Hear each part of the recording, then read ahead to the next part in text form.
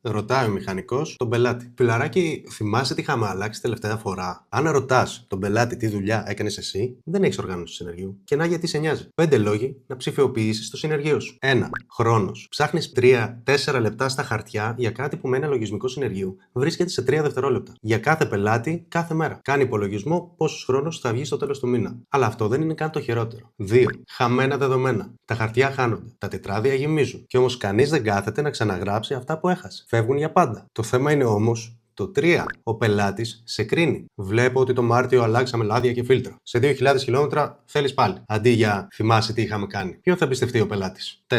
Ελευθερία. Αντί να είσαι κολλημένος στο γραφείο, βλέπεις πελάτες, οχήματα, τζίρο από το κινητό σου, από το σπίτι. Και ένας τελευταίος λόγος. 5. Νόμος. Η ΑΔΕ θέλει ψηφιακά δεδομένα από τον Ιούνιο του 2025. Δεν είναι αν θέλεις, είναι υποχρέωση. Και τώρα σκέφτεσαι, ναι, αλλά πόσο μπλέξιμο είναι αυτό. 30 μέρες δωρεάν, πρόγραμμα συνεργείου servicebook.online. Δοκίμασέ το και κρίνει μόνος σου.